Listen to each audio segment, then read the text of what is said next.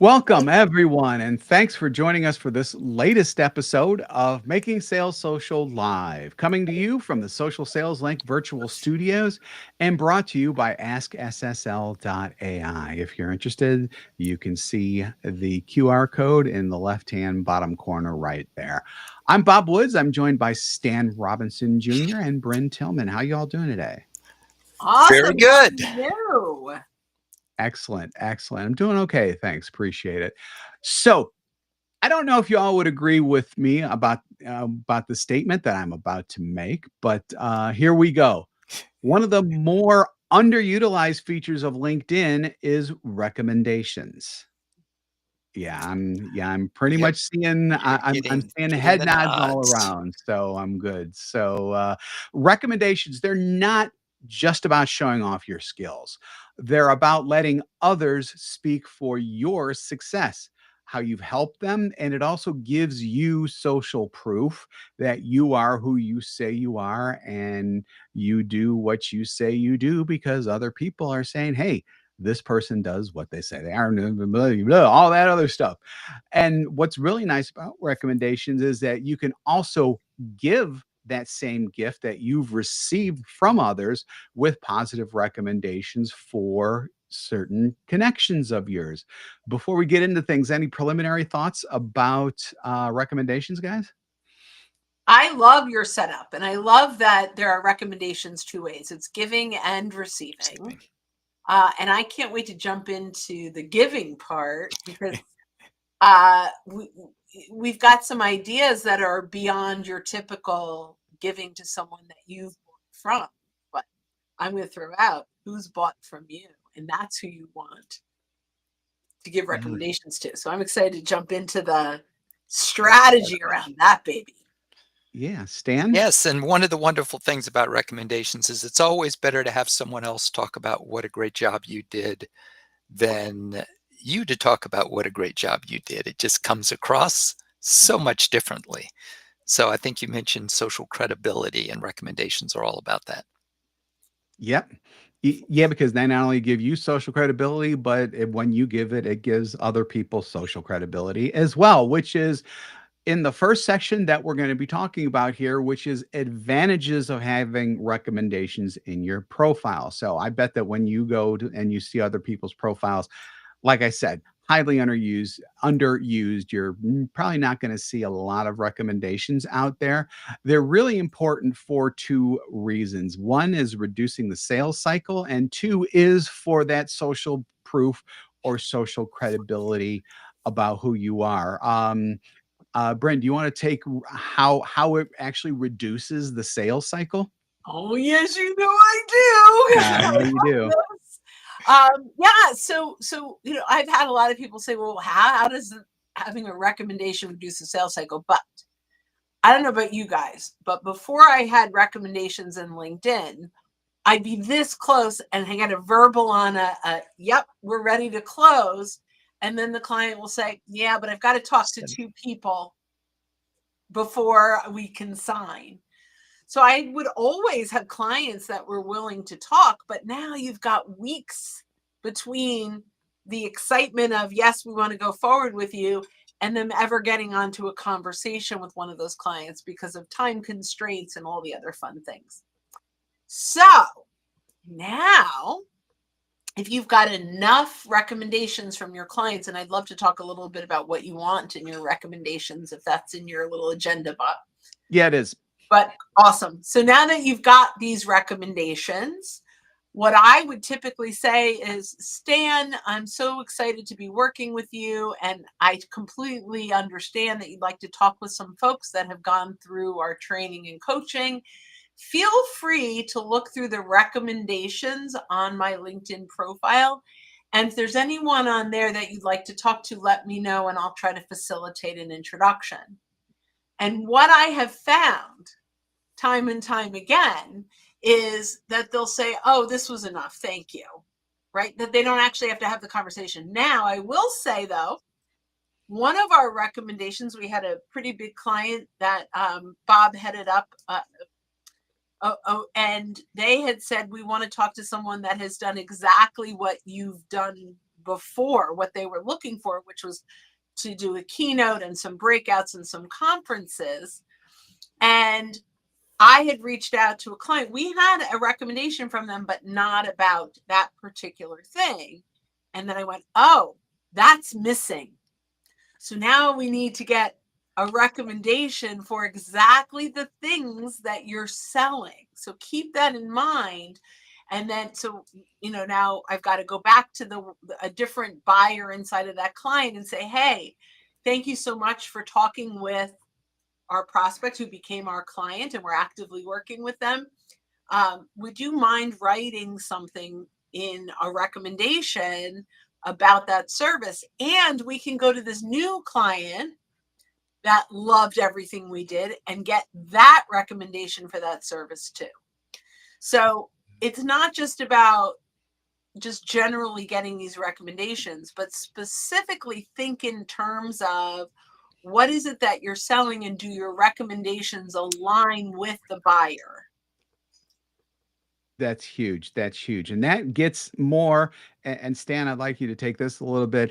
Just talk a little bit about social proof or social credibility, especially nowadays when it seems that everybody's calling themselves an expert in something, which in my mind, you should have other people call you an expert, not call yourself an expert. That's another show for another time.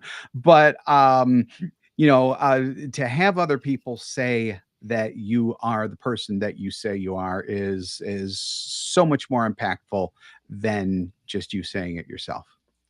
Yeah, and Bob, you've summarized it beautifully. I think later we'll get into talking about how when a person writes a recommendation for you and it appears on your LinkedIn profile, it's also more visibility for them Right. because their picture, everything appears Yeah. right next to the recommendation, and people can just click through and learn more about them.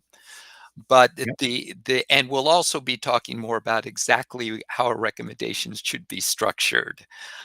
So why don't we keep rolling, because those are things that I don't want to to jump Yeah. ahead too far.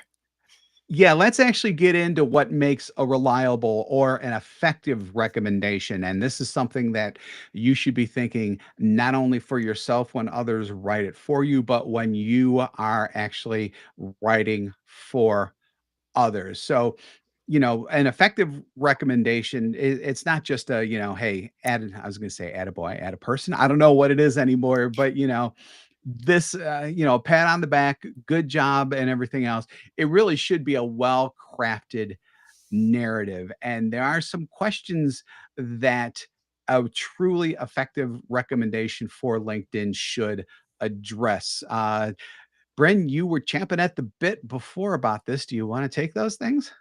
I can certainly do that, but Stan is definitely great with structure. But here's where, um, big picture, what I'd love to see is, this is the challenge they were having.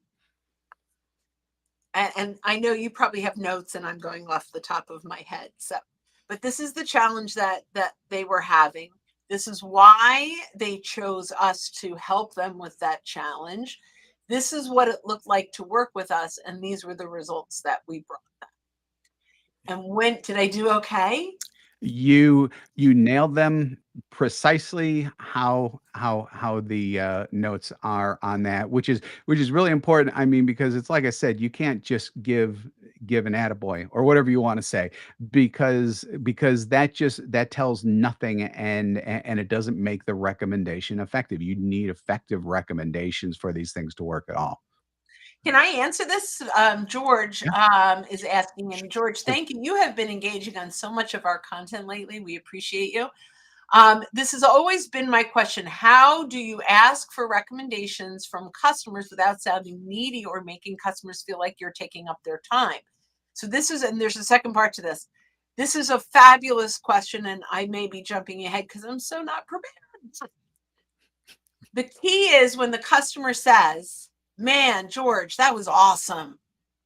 We really appreciate all the hard work you did. Here are some of the takeaways, and here are some of the things that our team is doing now, or what's going on in our organization because of you. And then you just say, thank you so much for those kind words. It means so much to me. I'm curious, I'm building out my LinkedIn presence right now. If I kind of recap what you just said, would you be willing to write that in as a recommendation? I'll do the primary work, send it over to you. You can use what I write or edit it, whatever works easiest for you. And then when you go through the motions of asking for the recommendation, thank you again. Here's a recap of the wonderful things you said about how we were able to help you. Truly appreciate. And all they have to do is copy that, click a link, paste, and done. Mhm. So we've got some crispy prompts around that too, which we'll try to get into the show notes. And I'll see when you guys talk, I'll see if I could go find that. How do you ask someone for that recommendation? But here's the thing. You have to have the conversation first. Do not send a request for a recommendation without talking with the person first. That's so important. It could blindside them and all those fun things. So hopefully that that helps. We're going to talk about potentially making a recommendation for that client first. And so I won't jump ahead, but that's another way to start that conversation. Yeah. And I see you also mentioned how to make clients want to write recommendations without the reps even asking for them. A lot of that has to do with the quality of the product or service that you deliver. Because if you deliver what you've promised, they will be delighted to talk about how you've helped them solve a problem or whatever solution you brought to the table. Yeah, So, that yeah. yeah, Yeah, that comes from what I call stark raving fans, and the only way to get stark raving fans is to earn that through, exemplary delivery of products and or services or whatever it is you do basically. If you do just such a great job that they're blown away by it, chances are really good that they're going to want to help you out and attract others to your products or services because they want to see you succeed as well. So before we go on, there's just one thing that I want to note here. You have to remember to be authentic, and that's probably the key here. So in other words, don't go out and just endorse someone just for the sake of endorsing someone. Also, don't necessarily accept a recommendation from someone if you haven't really done anything with them. I mean, all of that type of stuff can really come back to harm your credibility, especially if someone buys something from someone else based on a recommendation that you've left for them that wasn't authentic. And if they get, less than stellar service, that'll come back on you, and the vice versa is true as well. So make sure that whether you're receiving or you're giving, that the recommendations are 100% genuine and authentic. I yep, love that. couldn't So agree with more. with that, let's we've already kind of broached the subject about how to ask for recommendations. So seize the moment and offer to draft it, remind them of your positive impact, which if you draft something for them ahead of time, hopefully whatever you draft for them will already have that positive impact in there.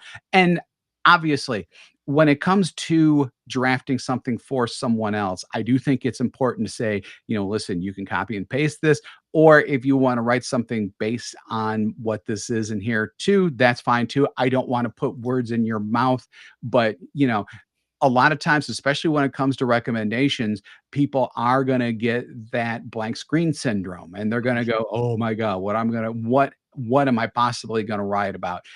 The copy that you provide should be of, copy and paste, obviously, if they want to, or at least it should give them like a really good way to like maybe add something in or maybe take one line out or replace something. But it should be there in a form to where they need to do very little, if nothing, depend on how they feel about what it is that you wrote for them.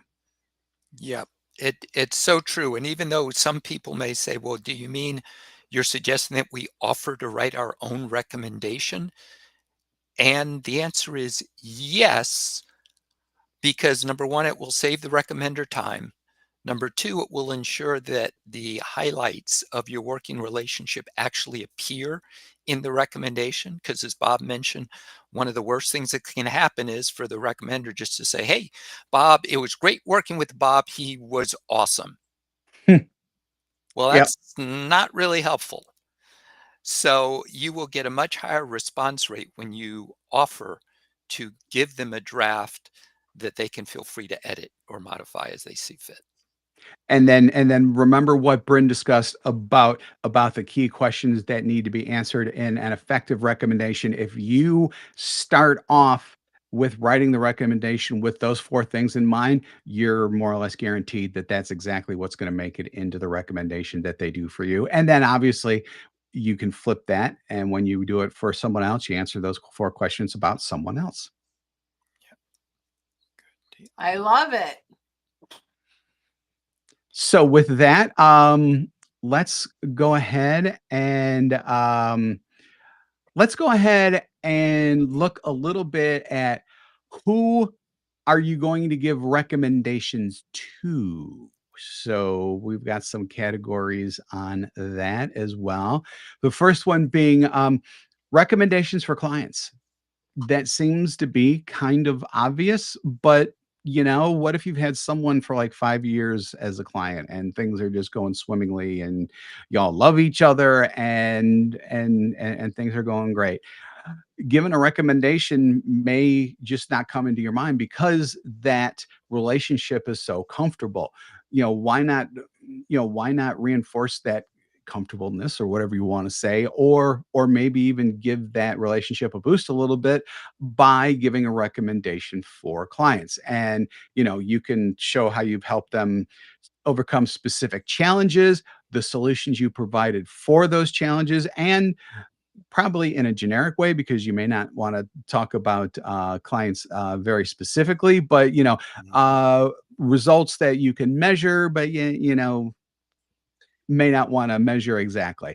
So, you can even use those as the basis for a case study for a client as well, which I really like as well. Yeah, I love the idea of ultimately creating a case study from that. But I do want to talk about why it's so important to recommend your clients. So there's lots of reasons. Number one, it develops a stronger loyalty and trust base, right? Like the fact that Bob said in the beginning, very few people are getting recommendations. That's including your clients.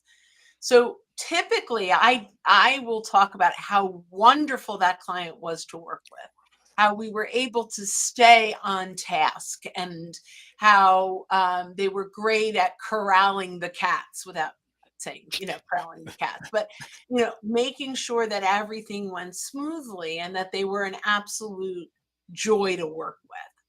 That's about them personally, and that means a lot. And based on whatever it is that you solve, right, if you are a bankruptcy lawyer, you're probably not going to talk much about their bankruptcy. But you want to talk about how great they were to work with. So to Bob's point, be careful with how much you share about what you did internally, and make sure if you're going to share that, that it feels anything like you might be crossing the public line. Don't add that to the recommendation. Just talk about what a pleasure they were to work with and what that looked like, and it means a lot. Number two, if your profile is designed well, that will do what you do. That will show people what you do, right? So there will be a clear bridge, but the recommendations you receive on LinkedIn are what shows, not the ones you've given. They have to click through another tab to see what's been given. So our recommendation that we have given and our client has received typically will live at the top of their profile at the top of their recommendations in their profile for some time. So we're getting real estate on their profile. And when anyone from their company or even outside of the company is doing their due diligence, they're going to see that they chose to work with us, and that gives us brand credibility. So I think that this is so important. And the last thing I'll say on what this really does is when that person leaves the company, and we know according to LinkedIn, there's a 20% turnover year over year, they're not going to forget that they worked with you. Right? Like often we'll bring in a vendor, and then Bob might, he said maybe you've been working with them for 4 years, but maybe you worked with them 4 years ago for a month. Mm-hmm. This will help them for sure remember you were the person they worked with. And that can really bring in some great value. It can also, your recommendation can also help them in getting their next job, because you were great to work with vendors, right? Like it all plays together. So I absolutely love recommending clients for being amazing to work with. There are other folks that we want to recommend as well, and I'll throw that back to you guys, but that's my little rant for the day. It's not a rant if it was effective. It was just a talk, a conversation. So I think what I'm going to do is just quickly go through some of the other potential people, groups of people that you might want to give recommendations to. Obviously, um, offer recommendations to those who you're seeking them from. We talked about that just a little bit already. That's a particularly effective way to both get and give recommendations. Stan, did you want I think it was you who wanted to talk a little bit more about that a little earlier? Yeah, because we also mentioned industry thought leaders Yeah. as examples. So if you're learning from someone on a regular basis, they're putting out content consistently, you can mention that, as well as referral partners. Yep. Two small things that I wanted to mention, especially for those that are just getting started with recommendations. Number one, if someone sends something to you in a recommendation and you'd like to ask them to edit it, you cannot make those changes yourself. You need to Mhm. ask them to do any edits. And then they appear in reverse chronological order. Yeah. To my knowledge, once upon a time, we could change that. But to my knowledge, right now, you don't have any control over it. It's the most recent one is going to be at the top. Yeah, I don't think you can do that. In fact, I'm going in there right now just to look at that. Once upon a time, you could put like the best one at the top, but not Not anymore. well, It's not anymore. Yeah. So it is definitely based on time, date.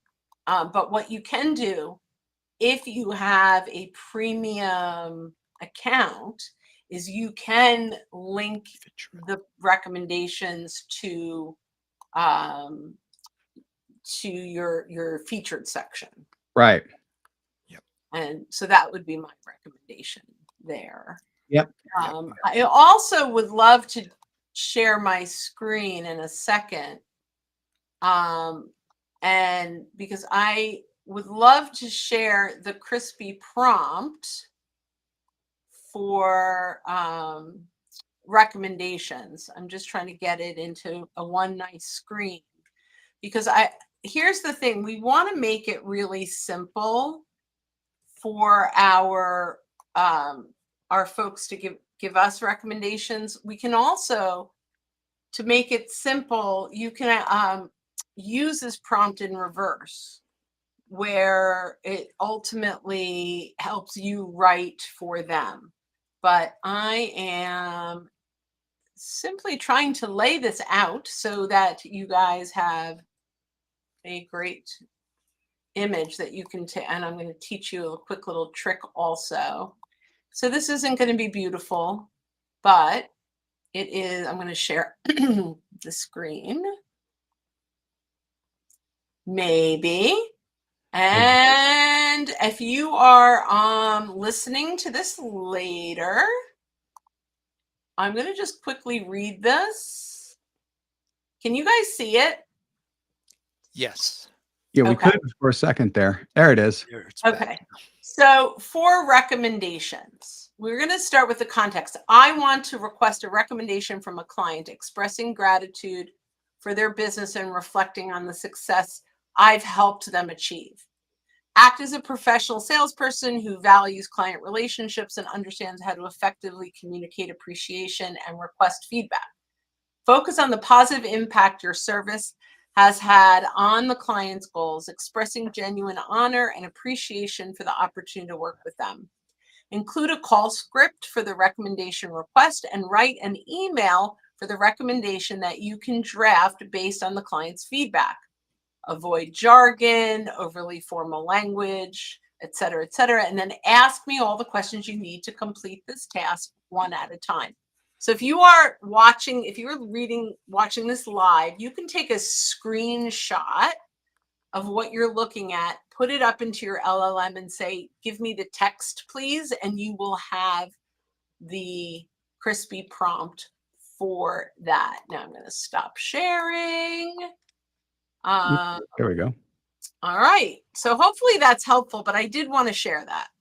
Okay, great. So I think on that note, let's go ahead and close things out. So whether you've been with us live or recorded, thank you for joining us for this episode of Making Sales Social Live, sponsored by Ask. Did you want to take that? Oh yeah, sorry. I know we just interrupted for this important question. When is the best time to ask for a LinkedIn recommendation from a client, especially if the project is ongoing? So I ask when there's successes. I typically don't ask in an ongoing project. Now, if it's a forever ongoing project, whenever you hit a milestone, that might be like we have some clients that we have contracts with that we work year after year after year. When would you say that ended? Or, so it would be after some successes, maybe after a review, when you've hit a big milestone.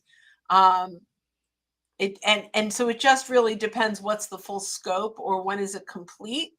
The more complete the project is, the better that recommendation is going to sell you. Mhm.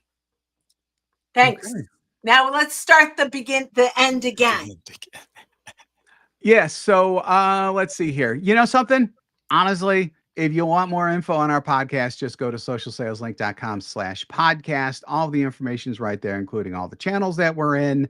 You'll also get access to our interview series where we interview leaders and experts in sales, marketing, business, and many more areas. So we've got, how many episodes are we up to now? 370-ish? 370 episodes. Ish? Yeah, I mean, yeah, ish. Yeah, definitely ish. But yeah, that's just mind blowing. So appreciate everyone hanging with us. And just want to say, when you are out and about, Don't forget. you're very welcome. Don't forget to make your sales Social. Thanks, everybody. Have a Thank great Thank you, week. you. Lisa. See you back here next week. Bye bye.